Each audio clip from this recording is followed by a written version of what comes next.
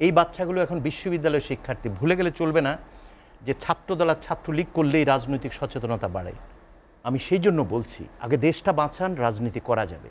আমার পরিচয় তো একটা থাকবেই, কিন্তু তার চেয়ে বড় পরিচয় আমি দেশের একটা নাগরিক। বন্দুক দিয়ে আর যাই হোক অর্থনৈতিক এই ধস কিন্তু ঠেকানো যাবে না।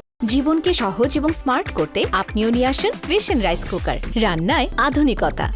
আপনি শুনেছেন যে কি পরিস্থিতিতে কেন তিনি সহিংসতার কথা উল্লেখ করেছেন। এরা আসলে শিক্ষার্থীরা করতে পারে কিনা শিক্ষক হিসেবে, বা কারা করলো তাদের শনাক্ত করা গেল কিনা, বা এখন যারা গ্রেফতার হচ্ছে তাদের উপরই দোষারোপটা পড়ছে কিনা। ধন্যবাদ। আমি আজম ভাই যেটা বলেছে আমি শুনেছি। আসলে হচ্ছে কি, যেহেতু শিক্ষক একটা রাজনীতির ছোট্ট একটা কথা বলে নেই, প্রত্যেকটা মানুষই আসলে রাজনীতির সাথে সম্পৃক্ত। সকাল থেকে সন্ধ্যা পর্যন্ত যতগুলো সিদ্ধান্ত সরকার গ্রহণ করে এগুলো আমাকে এফেক্ট করে। আমার বেতন কত, আমার শার্টের দাম কত, আমি কোন জায়গায় কত টাকা দিচ্ছি। ফলে আমি রাজনৈতিক এই জন্য নাগরিক হিসাবে যেই পরিচয়ই থাকি, কারণ আমার সারা দিনের সিদ্ধান্তগুলো যারা গ্রহণ করবে তারা আমার ম্যান্ডেট পেয়ে যেতে হবে। যখন আমরা দেখি আমার বেতন কত হবে, যেমন প্রত্যয় স্কিম, আমার একটা বিদ্যমান ব্যবস্থা যেখানে আমার সুবিধা ছিল সেটাকে কর্তন করে দেওয়া হয়েছে। আপনারা সেই জায়গায় আমি যেতে চাই না, সেটা আলাদা একটা আলোচনার বিষয়। কোনো প্রয়োজন ছিল না। অহেতুক গোটা শিক্ষক সমাজকে দলমত নির্বিশেষে একটা মানে হাস্যকর জায়গায় এবং তাদের অভিমানের জায়গায় নিয়ে গেছে, যেটা রাজনৈতিক অদূরদর্শিতা। যাই হোক, এই যে বিষয়টা তখনই রাজনীতি আসে যখন আমার সারাদিনকার যে সিদ্ধান্তগুলো আপনারা নিচ্ছেন সেটা আমাকে প্রভাবিত করে। ফলে আমি যে কোনো রাজনৈতিক আদর্শের পক্ষের লোক হতে পারি। আমি প্রায়ই যেটা বলি যে আমার বাবার নাম আপনার বাবার নাম তো এক হওয়ার দরকার নেই। আমাদের দুজনের যেটা অতি জরুরি, ভালো মানুষ হওয়া। আর দুই পক্ষ থাকলেই তো ডায়ালেকটিক হবে। সারা পৃথিবীতে দুইটা প্রভাবশালী দল থাকে। শুধুমাত্র আমাদের এখানে দেখলাম যে একটা দল আরেকটা দলকে নির্মূল করাকে রাজনীতি মনে করে, এবং সেই কারণে আমার মনে হয় এই জাতিটি একটি রাষ্ট্র পরিচালনার জন্য উপযুক্ত রাজনৈতিক দল তৈরি করতে পেরেছে কিনা আমার এখনও সন্দেহ আছে। শিক্ষকের জায়গা থেকে কথা বললাম, একটু চিন্তা করতে হবে। এবং এটার সাথে যুক্ত করি, তৃতীয় পক্ষ আওয়ামী লীগের মতো দল যখন বিএনপি জামাতকে সিঙ্গেল আউট করে, মনে রাখতে হবে এটা 2023-এর 28শে অক্টোবর নয়, 24-25 হাজার রাজনৈতিক নেতাকর্মীকে একসাথে জেলে ঢুকিয়ে দিয়ে 7ই জানুয়ারি নির্বাচন করেছি। আওয়ামী লীগ বিএনপি এরা বুঝে রাজনীতি কিভাবে করতে হয়, তারা সময় মতো নিজের জায়গাটা দখল করে কিংবা প্রেশার তৈরি করে। এবার ইস্যুভিত্তিক যে রাজনীতি আমাদের কোমলমতি শিক্ষার্থীদের, সবাই ভুলে গেছে এরা সড়ক আন্দোলনের, এরা কোটা বিরোধী আন্দোলন যখন করেছে তখন স্কুলের শিক্ষার্থী ছিল। হেলমেট পরে এদেরকে আঘাত করা হয়েছে, তারা তখনও থামেনি। এই বাচ্চাগুলো এখন বিশ্ববিদ্যালয়ের শিক্ষার্থী। ভুলে গেলে চলবে না যে ছাত্রদল আর ছাত্রলীগ করলেই রাজনৈতিক সচেতনতা বাড়ে। এরা হচ্ছে এমন একটি সমাজে বড় হয়েছে যেখানে অভিভাবকরা মতিউর কিংবা আজিজ বেনজির। এরা এমন একটি প্রজন্ম যাদেরকে আমি ফেসবুকের সন্তান মনে করতাম। আমি লজ্জিত, আমি অবনত মস্তিষ্কে তাদের এই চেতনাকে আমি অভিবাদন জানাই। তারা বলে দিয়েছে যে আজির বেনজির আমাদের পিতা হতে পারে না। এটা কিন্তু কোটা সংস্কার আন্দোলন নয় 18-র মতো, এটা হলো বৈষম্য বিরোধী আন্দোলন, যেটা মিলন ভাই বলেছে। আপনাদের জনগণের ভাষা এই নতুন প্রজন্মের ভাষা আপনারা বুঝেন না। একসময় আমরা পাকিস্তান তৈরি করবার জন্য যুদ্ধ করেছি, এই মানুষগুলাই। আরেকবার আমরা পাকিস্তান থেকে আলাদা হয়ে বাংলাদেশের জন্য প্রাণ দিয়েছি। সেই বাংলাদেশ এখন বৈষম্যের বাংলাদেশ। 40 লক্ষ বেকার যুবক নিষ্ক্রিয় অবস্থায় আছে, 40 লক্ষ। এবং তারা কেমন যোগ্য দেখেন, যারা হচ্ছে এই আন্দোলনগুলো করছে আজ। বুঝতেই পাচ্ছেন রাজনৈতিকভাবে কতটা সচেতন হলে এই বৈষম্য বিরোধী আন্দোলন যেখানে পিতা অভিভাবকদের করবার কথা, তাদের কাঁধে এসেছে সেটা। এরকম একটি অবস্থায় যখন এই শিক্ষার্থীদেরকে আপনি জামাত বিএনপি তৃতীয় পক্ষকে শুধু সিঙ্গেল আউট করে আপনি এক্সকে প্রধান আসামি করে অজ্ঞাত 1000, মনে রাখবেন এটা আমি বলি সকল পুলিশ ভাইদের বলি না, থানার কিছু উপার্জন হবে আর কোর্টের কিছু বাণিজ্য বাড়বে, আমাদের উকিল ভাইদের অনেকের কাজের কাজ কিছুই হবে না। মনে রাখবেন এইবার যদি ভুল করেন, this is the last warning on behalf of them towards the government and guardians, irrespective of parties and everything. এটা আমি খুব সিরিয়াসলি ইমোশন থেকে বলছি। আমি ফিলসফি পড়াই, এথিক্স পড়াই। আমি বারবার এই কথাটা প্রত্যেকটা আলোচনায় বলি, প্লিজ কাম ইন সেন্স। আপনারা বুঝতে পাচ্ছেন না এটা। এটা জামাত বিএনপির ইস্যু না। আপনি জামাত বিএনপিকে কি করবেন? কাদের ইস্যু একটু বলি। আমি তো অনুমান করি 130টি কিশোর গ্যাং আছে ঢাকায়। এদেরকে কে প্রশ্রয় দিয়ে বড় করেছে বলুন তো? যারা ক্ষমতায় আছে। আমি সব কাউন্সিলর ভাইদের কথা বলছি না। বলুন তো দুদুকে কতগুলো দুর্নীতির অভিযোগ আছে? 2,500-এর কাছাকাছি। যখন বেনজির এবং মতিউরদের তালিকা প্রকাশ শুরু হয়েছে, অনেকে তো সন্দেহ করছে এই তালিকাটা যদি দীর্ঘ না হয়, সেজন্য একটা ক্যাওয়াটিক সিচুয়েশন যদি হয়, আর এই কিশোর গ্যাং যদি বড় বড় স্থাপনায় এ ধরনের অগ্নিসংযোগ করে, তাহলে জামাত বিএনপিকে রাজনৈতিক কৌশলে যেমন জেলেবন্দি করা যাবে, তেমনিভাবে আমাদের যেই দুর্নীতির বিশাল ফিরিস্তি আসছে, সরকার অর্থনৈতিক একটা বড় ধরনের সংকটে পড়বে। আর একটার পর একটা বিলম্ব করে ভুলের তো শেষ নেই। মাননীয় সরকার প্রধানের একটা ছোট বিষয় নিয়ে বাচ্চাদের অভিমান হয়েছে। ওবায়দুল কাদের সাহেব আমাদের অত্যন্ত গুরুত্বপূর্ণ প্রবীণ নেতা। তিনি ছাত্রলীগকে তাদের দায়িত্বটি প্রথম আদালতের ঘাড়ে দিয়েছেন, পরে ছাত্রলীগের ঘাড়ে দিয়েছেন। ওরাও তো আমাদের বাচ্চা। ওরা তো বিশ্ববিদ্যালয়ে এসছে ভর্তি পরীক্ষা দিয়ে সংগ্রাম করে, অসম্ভব মেধাবী। আপনাদের সিস্টেমে আমাদের ওখানে আমরা দেখেছি ধর্ষক হয়ে এবং পেশি শক্তি এবং ওই ধরনের একটা ভয়ঙ্কর মূর্তি নিয়ে তারা বড় হচ্ছে। এই দায় কার? সেই ছাত্রলীগকে কেন দায়িত্ব দিবেন? আপনারা ভুল সেটা করেছেন। আপনারা ইন্টারনেট বন্ধ করে দিয়েছেন। কেন? ইন্টারনেটে কি সবগুলো কিলিংয়ের বিষয় যায়নি? আমি শুধু অনুরোধ করব সরকার বাহাদুরের যারা আছেন এই মিডিয়া উইংয়ে, শুধুমাত্র দ্য গার্ডিয়ানের রিপোর্টটা একটু পড়েন please, take note of it, those who are listening to me. ইন্ডিপেন্ডেন্টের রিপোর্টটা পড়েন, কি লিখেছে ব্রিটিশ। তারপর এরাইজ নিউজে কি লিখেছে একটু পড়েন। আমি যেহেতু অন রেকর্ড বলছি, দয়া করে পড়েন। যারা মাননীয় প্রধানমন্ত্রীকে বিভ্রান্ত করতে চান, অনেক সময় কনস্ট্রাকটিভ ক্রিটিসিজম সাহস নিয়ে বলতে হয়, ধমকের মুখেও বলতে হবে। ফ্ল্যাটারিং করে কখনোই ভালো কিছু করা যায় না। আমরা মিলন ভাই একটা জিনিস ইঙ্গিত করেছেন, প্রভোগ করা হচ্ছিল চীন থেকে আসার পর। বারবার বলা হচ্ছিল প্রত্যয় স্কিম নিয়ে আমি প্রস্তুতি নিচ্ছি, আমি আরও স্টাডি করছি। এমনভাবে প্রশ্ন করা হলো যে 16 কোটি 17 কোটি মানুষ আনন্দে ভাসছে প্রত্যয় স্কিমে, যেখানে আমাদের গ্র্যাচুইটি বাদ দিয়ে দিয়েছে 80 লক্ষ টাকা জীবনের শেষে একবার পাবো, সেইটা নাকি আনন্দে ভাসছে সবাই।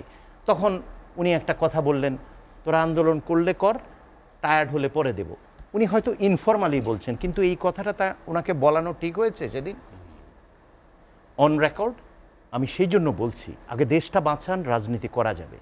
আমার পরিচয় তো একটা থাকবেই, কিন্তু তার চেয়ে বড় পরিচয় আমি দেশের একটা নাগরিক, আমি দেশপ্রেমিক হতে চাই। আমি যখন ক্লাসরুমে যাই, আমি কি কোনো শিক্ষার্থীকে আলাদা করে কোন দল করে? তাহলে তো শিক্ষকের পর্যায়েই পড়ি না আমি। আপনার একটা রাজনৈতিক পরিচয় থাকবে, আপনার বাবার নাম থাকবে, সেটা তো আমার সার্টিফিকেট লেখার দরকার নেই। তাতে করে কি ভালো মানুষ হওয়াতে সমস্যা আছে? তাহলে সব কেন আপনার দল করতে হবে? এই বিষয়টা শিখতে হবে। আপনাকে বলছি, আল জাজিরার নিউজগুলো ভালো করে ফলো করেন, তাহলে ইন্টারনেট শাটডাউন করে ব্ল্যাকআউট করে কী লাভ হলো? আপনার কি বাংলাদেশ ব্যাংক প্রধানমন্ত্রীর অফিস হ্যাকড হয়নি?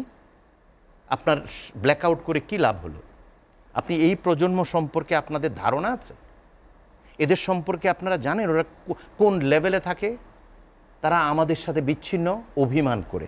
আপনি ইকোনমিস্টের রিপোর্টটা পড়েন। আমি অন রেকর্ড এই জন্য বলছি যে হয়তোবা এই জিনিসগুলোকে সঠিকভাবে প্রডিউস করা হয় না। যেখানে পক্ষে যায় সেটুকু বলে সরকার প্রধানের ঘনিষ্ঠ হওয়ার চেষ্টা করি, এটাই হচ্ছে সংকটের মূল কারণ। পৃথিবীর প্রত্যেকটি বড় দেশে দুটো দল, জনসম্পৃক্ত দল, তাদের আদর্শের ফাইটটা করে। আপনি ব্রিটেনে দেখেন, লেবার আসছে, কনজারভেটিভ চলে গেল এবং কি সুন্দর করে কথা বলল। আপনি আমেরিকায় দেখেন, এই ডেমোক্রেট রিপাবলিকদের অবস্থা দেখেছেন, পর্যায়ক্রমে আসে। দুটো শক্তিশালী, তিনটা শক্তিশালী দল যদি না থাকে, তাহলে মানুষের পছন্দ অর্ডার করবার সুযোগ থাকে না। একটা দল কেন থাকবে? আপনারা দেশের চেতনার শব্দটা আনেন। এই প্রজন্ম দেশের চেতনা, সেটা হচ্ছে বৈষম্যহীন, অর্থনৈতিকভাবে সমৃদ্ধ 40 লক্ষ নিষ্ক্রিয় যুবক দেখতে চায় না। তারা চায় সকলে সমান অধিকার পাবে মেধার ভিত্তিতে। এই প্রতিজ্ঞা নিয়েই তো দেশটা স্বাধীন হয়েছে, আর এই দলটাই তো স্বাধীনতার সংগ্রামের নেতৃত্ব দিয়েছিল। তাহলে এই দলের সিদ্ধান্ত কি করে জনগণের মনের ভাষা বুঝে না, তাদের মুখোমুখি হয়ে যাচ্ছে, এটা আরেকবার ভাববার বিষয়। সেই জন্য আমি পুলিশ ভাইদের অনুরোধ করতে চাই, আপনারা আমাদের অত্যন্ত শক্তিশালী একটা জায়গা, আপনারা যখন বলে ফেলেন যে বিএনপি জামাত কিংবা অন্য কেউ এটা করেছে, মিডিয়া ট্রায়াল হয়ে যায়।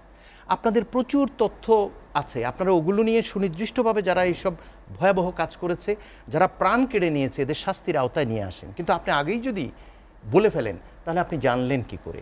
তাহলে আপনি কেন এত ভয়াবহ অগ্নিসংযোগ ভাঙচুর, কত আমাদের 2 লক্ষ কোটি টাকা শুধু ইন্টারনেট বন্ধের জন্যই ক্ষতি হয়েছে, আর এই ক্ষয়ক্ষতি তো এখন হিসাব হচ্ছে, আমরা জানি না আমাদের 1 বছরের বাজেটের সমান হয়ে গেল কিনা।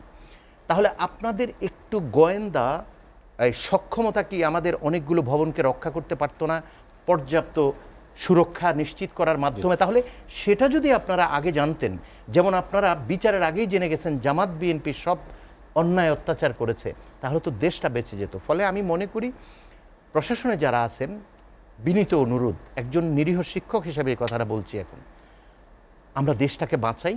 আমরা যে আমাদের পেশার, যার যে পেশা আছে, আমাদের কমিটমেন্ট টুয়ার্ডস দি কান্ট্রি। যে কয়েকটি বিষয় আজম খান সামনে নিয়ে এসেছেন, যে শিক্ষার্থীদের কেন হেফাজতে নেওয়া হয়েছে, তাদের নিরাপত্তাজনিত নানা বিষয় আছে, তাদের কিছু হলে দায়টা কোথায় গিয়ে দাঁড়ায়, দায়ের কথা বললেন। সার্বিক দায় আসলে কার উপর? আসলে দায়ের তুলনায় দায়িত্বটা বেশি গুরুত্বপূর্ণ। এই 6 জন সমন্বয়কের যে গুরুত্ব, আমার এই কোটা আন্দোলনে অংশগ্রহণকারী নিরীহ যে কোনো শিক্ষার্থীর সমান গুরুত্বপূর্ণ, একজন শিক্ষক হিসেবে আমি এটা মনে করি। ফলে এই 6 জনকে নিরাপত্তা দেওয়ার যে বিষয়টা, বাকিদের নিরাপত্তাহীন করা হচ্ছে কিনা, এটা একটা সংশয় জাগতে পারে। আর মা বাবার, মায়ের কোলের চাইতে নিরাপদ জায়গা কিছুই নেই। না, এখানে মা বাবা আছে তো, নিরাপত্তা, মা আছে, বাবা আছে, তার পরিবারের লোকজন আছে, সবাই আছে এখানে। সবাই ওদের নিজের বাড়িতে নিজের অবস্থানে রাখাটা ভালো হতো। আচ্ছা, এতে ভুল মেসেজ যেতে পারে, কারণ যেহেতু আমার মনে হয়েছে আমি সেই জন্য বললাম। আরেকটা জিনিস বলি, খুব গুরুত্বপূর্ণ, আমাদের মাননীয় আইনমন্ত্রী বললেন যে আমাদের শিক্ষার্থীরা এই ধরনের ভ্যান্ডালিজমের সাথে জড়িত না, তাদের কাউকে গ্রেপ্তার করা হবে না। অথচ গতকালের পত্রিকায় আমি দেখেছি জাহাঙ্গীরনগর বিশ্ববিদ্যালয় অজ্ঞতা নামে অনেকের বিরুদ্ধে মামলা করা হয়েছে শিক্ষার্থী, এবং শেরেবাংলা কৃষি বিশ্ববিদ্যালয়ের এবং রাজশাহী বিশ্ববিদ্যালয়ের সুনির্দিষ্টভাবে শিক্ষার্থীদের বিরুদ্ধে মামলা করা হচ্ছে। এখন প্রশ্ন হচ্ছে যে আমরা যদি বক্তব্য দেওয়ার সময় একটা করি আর বাস্তবে অন্যটা করি, এই স্ববিরোধিতা খুব ক্ষতি করবে। যেমন আমরা দেখেছি যে নির্বাহী বিভাগ এই কাজটা করতে পারে না বলে যেভাবে মন্ত্রী মহোদয়রা 15 তারিখের আগে আদালতের উপর দায় চাপিয়ে দিয়েছেন, মাননীয় প্রধানমন্ত্রী পরবর্তীতে আন্দোলনের এই পরিস্থিতিতে অথবা ওবায়দুল কাদের সাহেবের এই বক্তব্যের পরে তারিখ কিন্তু এগিয়ে নেওয়া হয়েছে, এবং গোটা জাতি দেখলো যে নির্বাহী বিভাগ এখানে ভূমিকা রাখতে পারে। এবং এখনও নির্বাহী বিভাগের উপর দায়িত্ব দেওয়া হয়েছে, যেহেতু নারী কোটা নেই এবং এখানে আরও অনেক কিছু ভাববার আছে, যেখানে সংসদে 50টি আসন আপনারা রেখেছেন নারীর জন্য, সংখ্যায় বেশি। তাহলে এইটা কি আসলে অবজারভেশনে নতুন কিছু আসবে না? সমাধান কি আসলে করতে, আদালত যা করার complete justice, they have done their job, কিন্তু বাকিটা তো নির্বাহী বিভাগের ছিল। এই কথাটা 15 তারিখের আগে যদি আমরা বুঝতে পারতাম, তাহলে 15 থেকে এই 28 তারিখ পর্যন্ত পত্রিকার রিপোর্ট অনুযায়ী 210 জনের বেশি, আর বাস্তবে কয়টা আমরা এখনও তো জানি না। সেই জন্য আমি বলছি যে এখন যেই পথটা, লাস্ট যে অনুরোধটা, সেটা হলো আমরা যদি এখন একটা বিশেষ দলকে বা একটা গোষ্ঠীকে দায়ী করে এখানে দায়িত্ব এড়াতে চাই, মানে দায়টাকে বেশি গুরুত্ব দেই দায়িত্বের তুলনায়, তাহলে কিন্তু ভুল বোঝাবুঝি বাড়তেই থাকবে। ফলে সংশ্লিষ্ট যারা আছে প্রত্যেকেরই আসলে একটু থামা উচিত, কারণ অর্থনৈতিকভাবে যে অবস্থা, দেখুন আমি জাস্ট 1 সেকেন্ডে শেষ করে দেই। আপনি দেখুন জাতিসংঘের সেই মানবাধিকার কমিশনের কাছে যেভাবে 150 জন দিয়েছে, যে অনুরোধ করেছে, চিঠি দিয়েছেন মার্কিন পররাষ্ট্র দপ্তর, এবং আমাদের যেই আন্তর্জাতিক অংশীজন যারা আছেন উন্নয়নের, তারা কিন্তু প্রত্যেকেই মিডিয়া সহ অত্যন্ত সিরিয়াস অবজারভেশন দিয়েছেন। ফলে এই কঠিন অর্থনৈতিক দুরবস্থার মধ্যে সরকার বাহাদুর কিন্তু যত রকমই বিএনপি বা জামাতকে শাসাতে পারবেন হয়তো, প্রাণও করে নিতে পারবেন, কিন্তু বন্দুক দিয়ে আর যাই হোক অর্থনৈতিক এই ধস কিন্তু ঠেকানো যাবে না। ফলে আমরা এখানে প্রায়োরিটি সেট করার ক্ষেত্রে অর্থনীতিটা, দেশটাকে আগে রাখি, তারপর শাসন ডক্টর করা কামরুল যাবে হাসান, যাকে